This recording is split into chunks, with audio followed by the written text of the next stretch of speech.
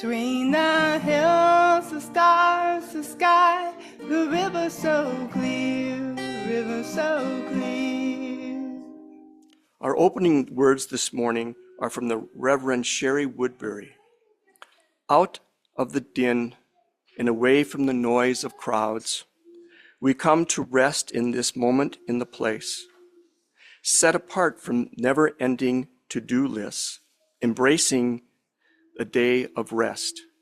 We come to the warmth and stillness of the sacred hour. Remember, you have chosen to be here. Something in your life led you to arrive here now. Whatever tasks and cares await you, now for the brief time, simply rest. Allow your soul to be nurtured. Let the waves in your mind and heart gradually subside as you come home to yourself, holy and whole. And now we're going to join Unitarian Universalists all over the world in lighting our chalice. I'm going to ask Alicia to come forward and light our chalice, which is a symbol of the spark in life in each of us. And if you're on Zoom and you have your chalice and would like to light it and join us, you can turn on your video and do so.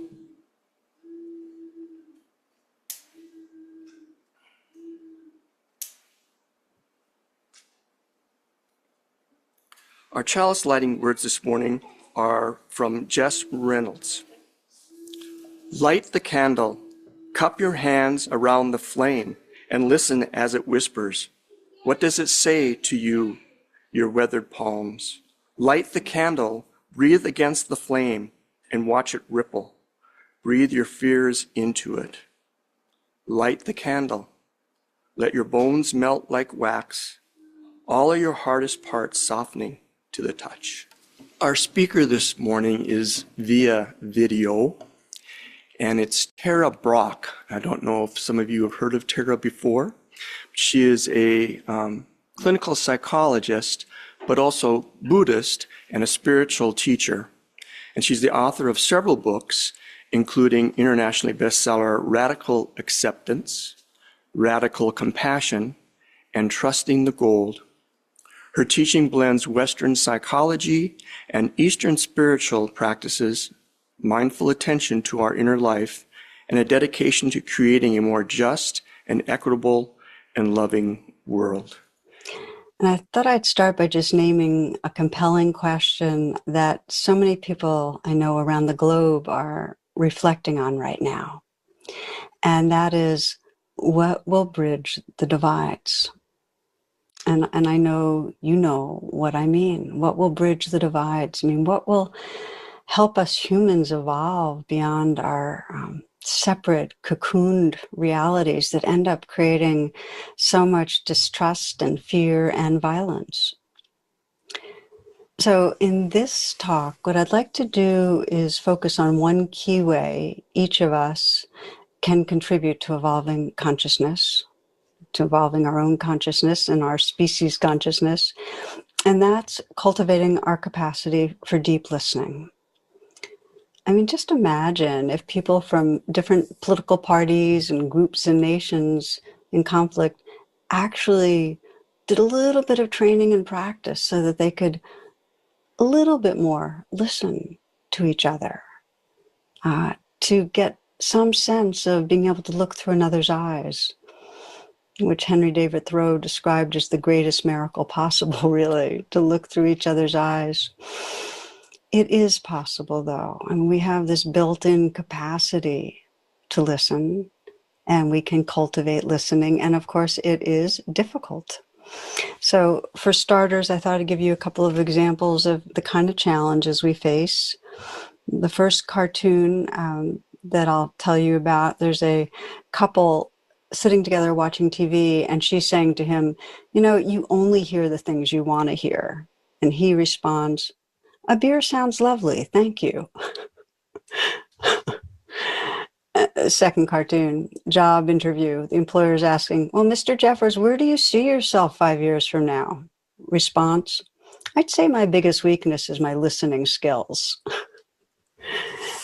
I know you get the idea. It's kind of like, I think Calvin Coolidge said it best, that no one has ever listened themselves out of a job. So by extension, we don't listen ourselves out of relationships. So this theme, I'm imagining many of you, it's not only something you're aware of, it's something you're consciously working on. I know for myself, it's a life process. And it's so interesting that now and then I get more conscious of, oh, this is really, really important. This matters. And then I rededicate. And it's really energizing to rededicate. I love that. So if you feel like this is the right time for you to deepen your commitment to how you listen, right close in with the people right around you, um, it creates a group energy to do that together, and it helps our world.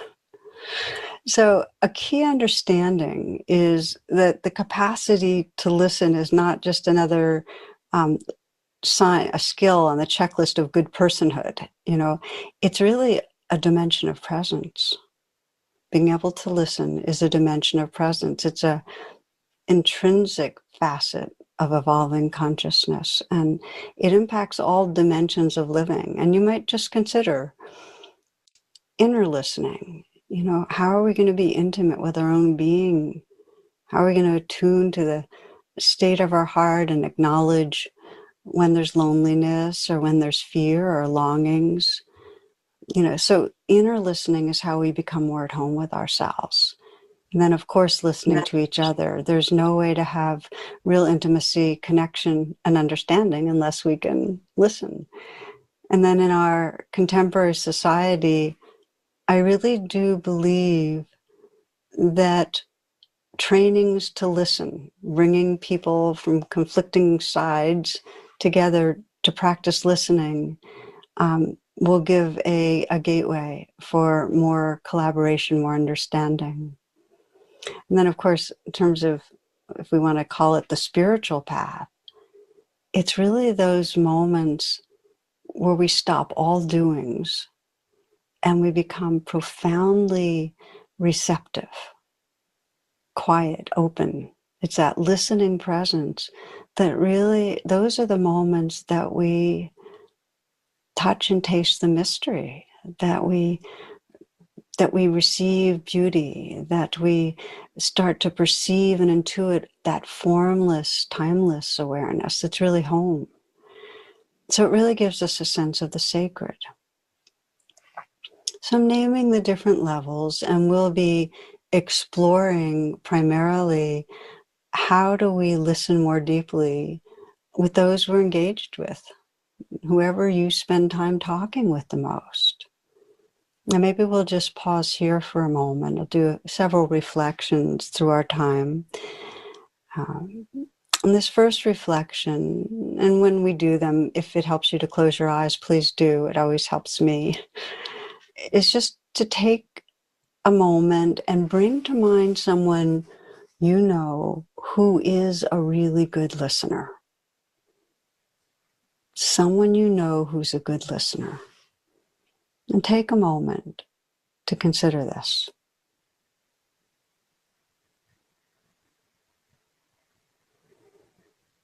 And some of you might notice when I ask that there aren't many that come to mind, or it's a very select handful.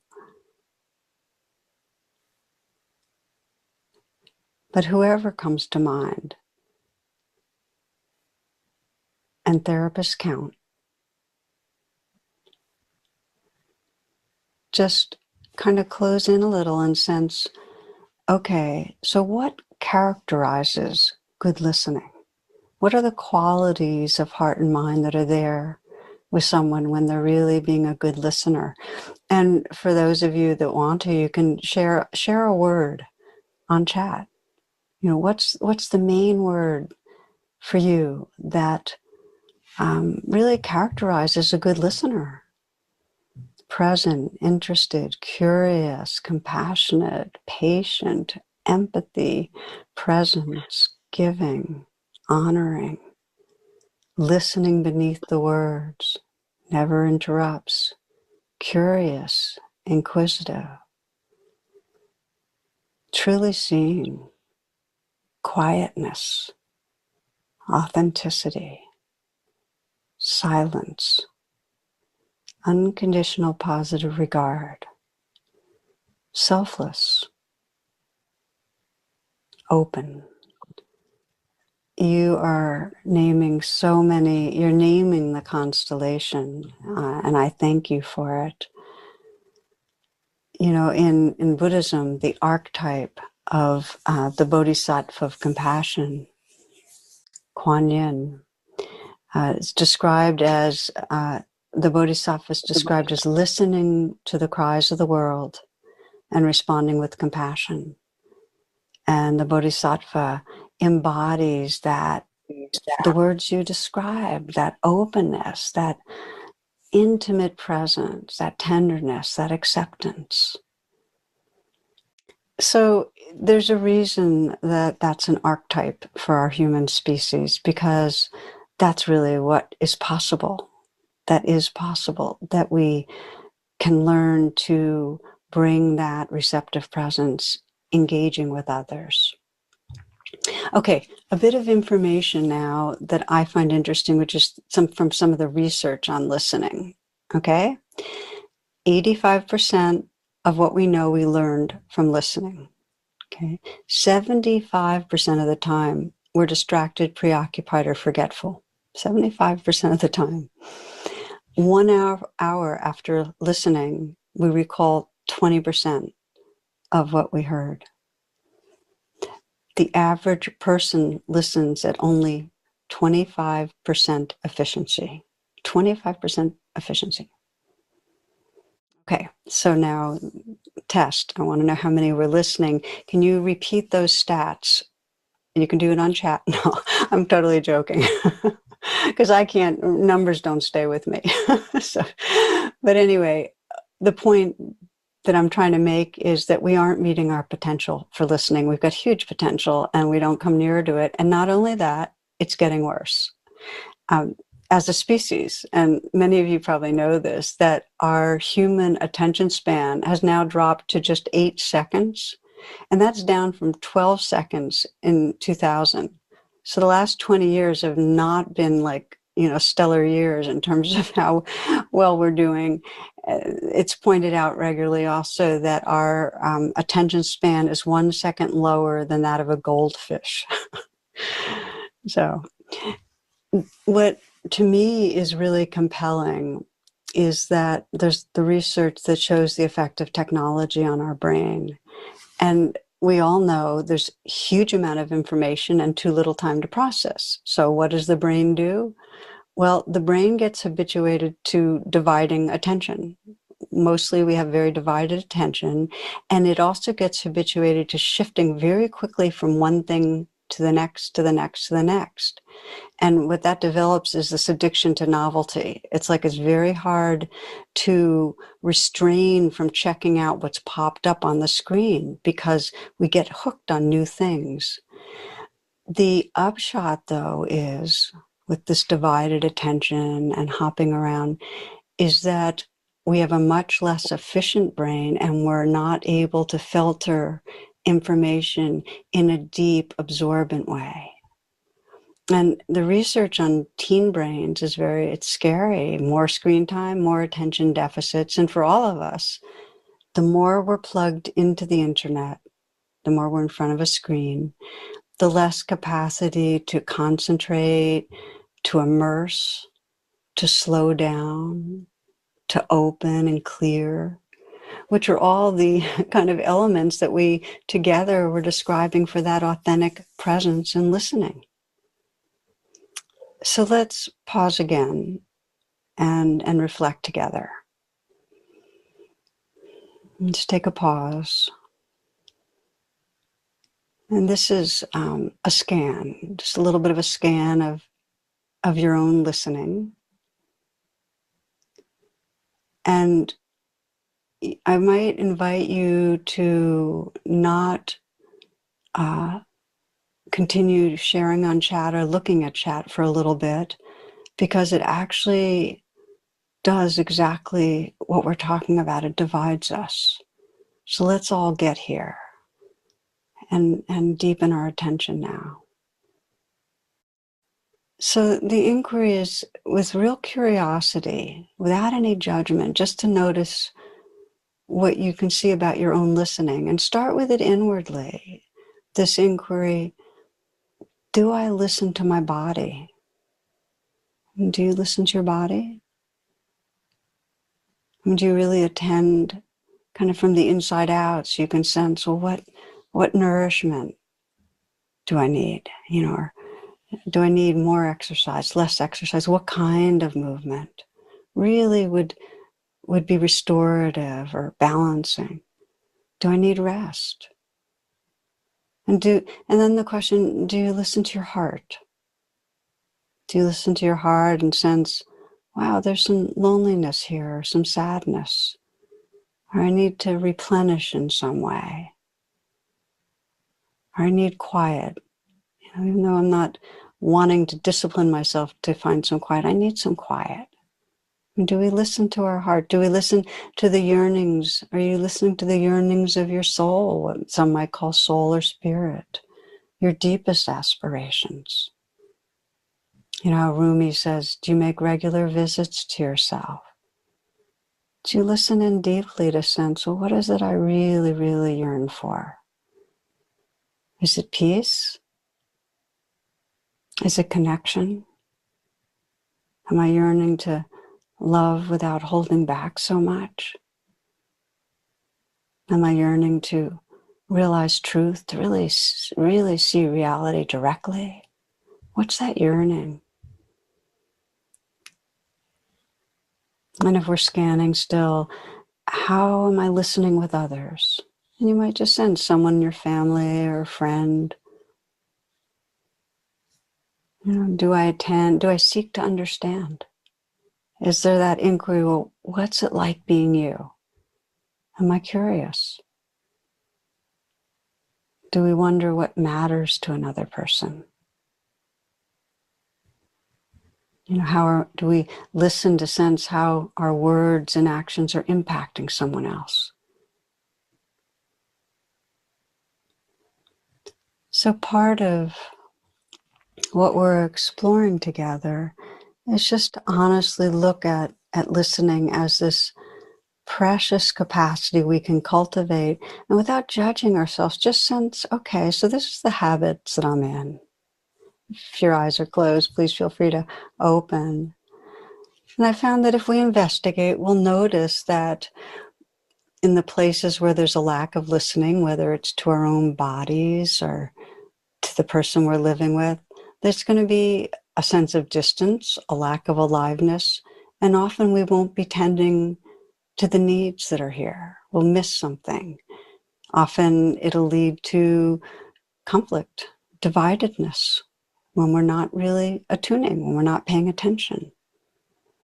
One story, this is illustrative of a woman, she's cooking eggs in the kitchen when her husband comes running in and he gasps in horror, be careful, put in more butter. Oh my gosh, what are you doing? His wife's startled. He goes on, you're cooking too many at once, too many, turn them. If you don't turn them quickly, not that quickly, they need to cook some. Don't you know how to cook eggs? And she says, what's wrong with you? Of course I know how to cook eggs. Well, he says, I just wanted you to know what it feels like when I'm driving with you in the car. So that's a classic one, but we know it. We know the interpersonal divides, and we know what happens when there's not listening, not attuning on the societal level. So it's helpful and it's hope-giving to remember that we really do have, as part of our wiring, our most recently evolved brain, we have the capacity to listen deeply, to take in others, to really feel with and to understand and to feel compassion. It's really our potential. And we also know that our primitive brain, our survival brain, runs interference daily, every day for most of us. That in some way stress makes us contract and it cuts off that listening. So here's the thing. If you can if you want to commit to deep listening, and you can become mindful of when that's happening. You can be in a conversation and get it. Okay, there's stress. I'm right now caught in wanting something or fearing something, and I'm not paying attention. If you can catch that, you can actually shift your patterning in a way that's profoundly healing. I appreciated what she said about stress makes you contract, because that is, I'm really a people person, but lately I've really wanted to be alone a lot, and I have to force myself into interaction, and I just feel quieter, and I've had a hard time understanding it, but it is a stress response, I think, to the bigger world is contracting. I really took personally what she talked about as far as attention span, and how our addiction to screens, shall we say, Facebook on our phones, because I know that about myself now, and on the other hand, some of us in this room got to experience the program at the Bell this week, when the Moth brought 5 stories to Bismarck, and it was pretty much a full house. And the thing I'm thinking of now is that if you didn't come to listen, and if you didn't listen to that program, then you would have wasted your money. So, I mean, it was all about listening.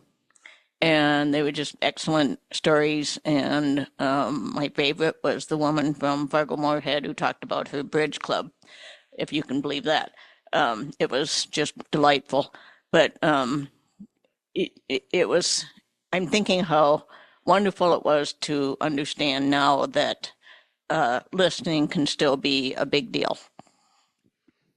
I've seen this before, and it's the factor that she gives the stat of attention spans are for 8 seconds, and then she goes on for 20 minutes trying to explain it. And this is not uncommon, but it suggests one thing, that before deep listening can take place, there has to be a commitment factor as well to that listening. And I think that's the hardest part for most people, because there can always be something that will be distracting from that commitment factor. This comment almost goes into the light a candle concern thing. I have a conservative family, and my siblings and I are going down to Texas this spring for a get out of winter trip together. And we're on the phone together yesterday, and I'm going, well, if we're there together for more than 3 days, we'll have to start and talk politics. My brother says, and religion. And so I've been really concerned how I'm going to handle the discussion. And now I have an answer. I'll just keep my mouth shut and listen. So, community, grassroots community organizer, it's about relationships, it's about conversation. And the two things I noticed is that it's a real muscle to listen and to be attentive and to retain it. Ended up doing like 20 to 25 one-on-ones a week, which when I first started at DRC, I thought 3 a day was plenty, and I'd, take a break after that. But the other thing is the appreciation that somebody, that's not something that they say, but when you are really listening to somebody and asking questions that get them to go even deeper and recognize that you are really listening to them and interested, that's a remarkable synergy. And I think we forget to do that with the people that we are closest with. And that it's good for you, and it's really good for them. Think about how nice it is to really feel heard. I know that's like the catchphrase, but really honestly in your soul know somebody's listening and caring. I think it's huge. So, and it's going to matter now, because I also want to just hide away and but we can't.